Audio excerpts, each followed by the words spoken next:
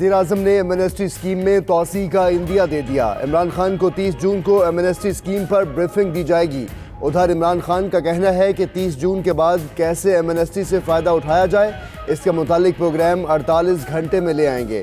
لوگوں کو F B are پر اعتماد نہیں، ادارے میں اصلاحات کریں گے، ٹیکسز کے بغیر قرضوں کی دلدل سے نہیں نکل سکتے۔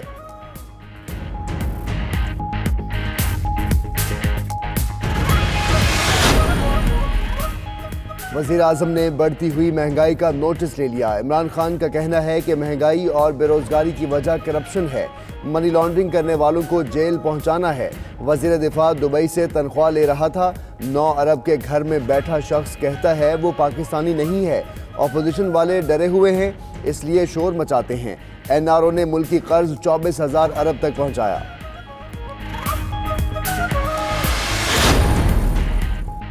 پاکستان اور امریکہ کے درمیان اعلیٰ سطح کا رابطہ، وزیر اعظم عمران خان کے جلد امریکہ کے دورے کا امکان۔ عمران خان اور امریکی صدر ڈونلڈ ٹرمپ میں ملاقات ہوگی۔ دورے کی حتمی تاریخ کا فیصلہ آئندہ چند روز میں کیا جائے گا۔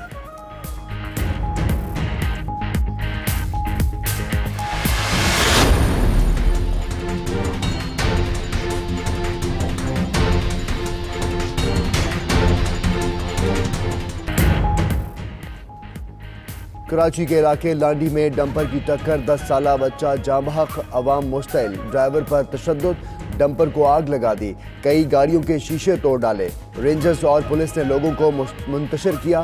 ہنگامہ آرائی کرنے والے 16 افراد زیر حراست۔ شہید ملت روڈ کے قریب کنٹینر تیز رفتاری کے باعث الٹ گیا، ڈرائیور زخمی ہو گیا۔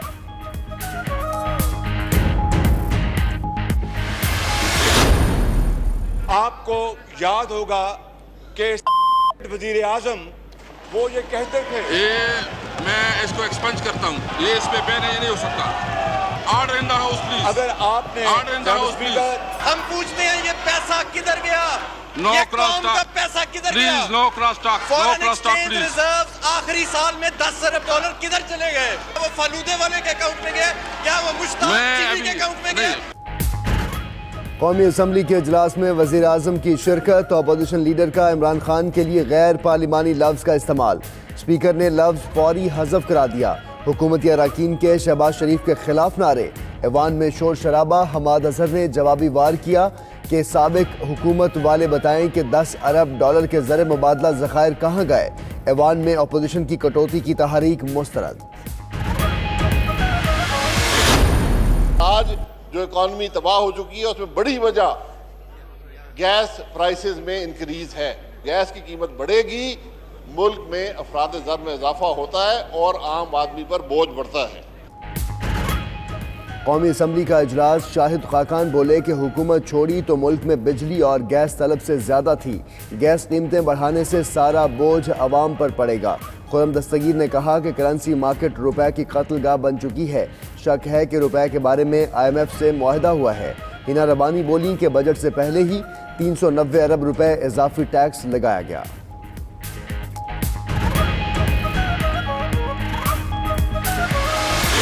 وہ بارودی سرنگیں، وہ لینڈ مائنز جو اس وقت لگی ہوئی تھیں، وہ آج ہم لوگ کھود کے تو سائٹ پہ کر رہے ہیں، اور اس کی زندہ مثال جو بجلی کے حوالے سے آج سارے کے سارے بات کر رہے ہیں کہ کیوں قیمتیں چڑھ رہی ہیں، یہ وہی چارجز ہیں جو اس وقت لگے اور آج ہمیں بھگتنے پڑ رہے ہیں 200 ارب روپیہ۔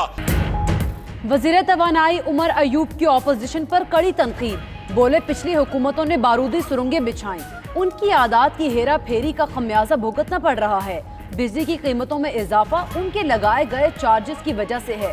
موجودہ حکومت نے ملک کے حالات بہتر کیے، محنت جاری رکھیں گے۔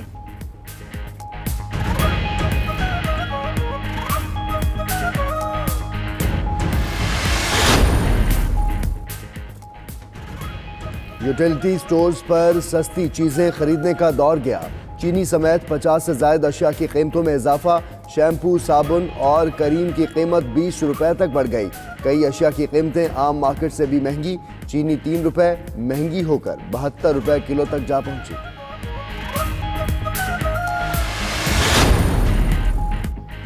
فردوس عاشق اوان پاکستان کے ذمہ واجب الادا قرضوں کے بارے میں متفق ہے۔ اسلام آباد میں تقریب سے خطاب میں کہتی ہیں قرض خواہ دروازے پر کھڑے ہیں، दहशत गर्दी को शिकस्त दे दी। अब मुआशी दहशत गर्दी को शिकस्त देना है। पाकिस्तान ने 35 लाख मुहाजिरीन को पनाह दी, लेकिन वहां से दहशत गर्द भी पाकिस्तान में दाखिल हुए।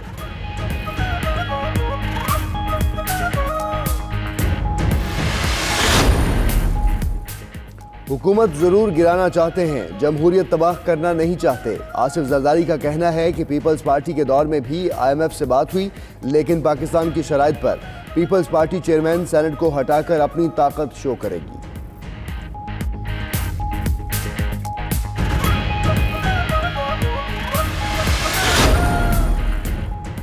सिंध हुकूमत ने दर्जी समेत आम दुकानदारों और कचरा चुनने वालों पर भी टैक्स लगा दिया। ऑनलाइन टैक्सी और मोटरसाइकिल की सवारी भी महंगी। 13% GST देना होगा। इंश्योरेंस एजेंट्स, फनी तालीम के इदारे, तामीराती मशीनरी और पानी का कुआं खुदवाने पर भी टैक्स देना होगा।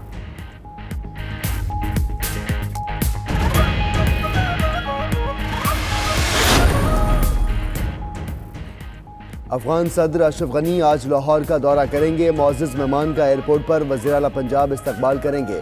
अफगान सदर गवर्नर हाउस में गवर्नर पंजाब से मुलाकात करेंगे।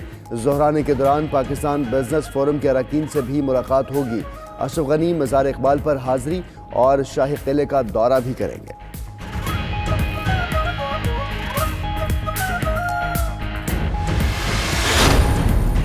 फ्रांस के शिमाल मगरबी इलाके ब्रेटने में मस्जिद के बाहर फायरिंग, इमाम मस्जिद समेत 2 अफराद जख्मी। हमलावर फरार, कुछ देर बाद मुर्दा हालत में मिला। तहकीकात शुरू कर दी गई।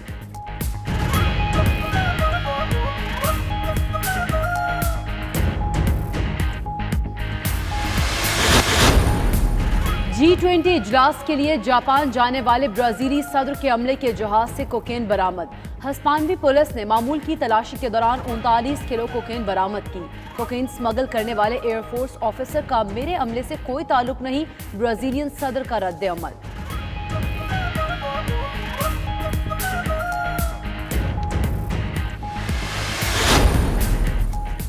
इराकी दारुल हुकूमत बगदाद में कायम बहरीनी सिफारतखाने पर अवाम का धावा। बहरीनी परचम उतारकर इराकी झंडा लहरा दिया।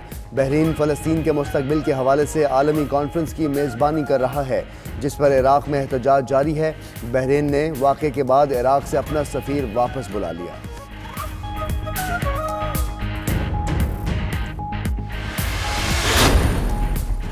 इराक और शाम में अमरीकी इत्तेहादी तैयारों की बमबारी से 1319 आम शहरी हलाक हुए। अमरीकी इत्तेहाद की एक रिपोर्ट में कहा गया है कि अगस्त 2014 से मई 2019 तक 34,514 फ़ज़ाई हमले किए गए। मॉनिटरिंग ग्रुप के मुताबिक अमरीकी इत्तेहाद के हमलों से होने वाली हलाकतों की तादाद 8,000 से ज़ायद है।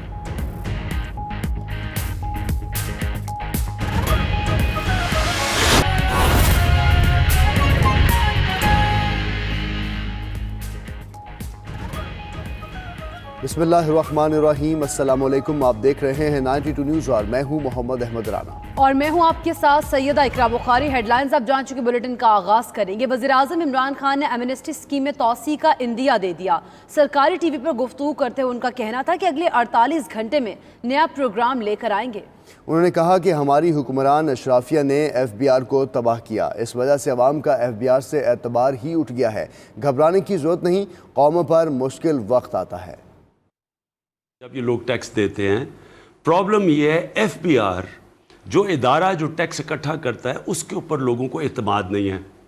लोग समझते हैं और हमें पता भी है कि हमारी पिछली हुकूमतों ने भी कहा हुआ है कि FBR के अंदर किस तरह की करप्शन है, तो लोग डरते हैं, खौफजदा है कि एक दफ़ा टैक्स नेट में आ गए FBR के ऊपर वो ट्रस्ट नहीं करते।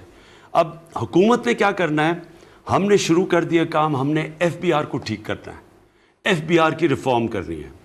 अवाम से जो मैं उम्मीद रखता हूँ कि अवाम ने टैक्स इसलिए देना है कि जिधर आज पाकिस्तान पहुँच गया, अगर अवाम अब टैक्स नहीं देगी, हम ये जो कर्ज़ों की दलदल में से नहीं निकल सकते।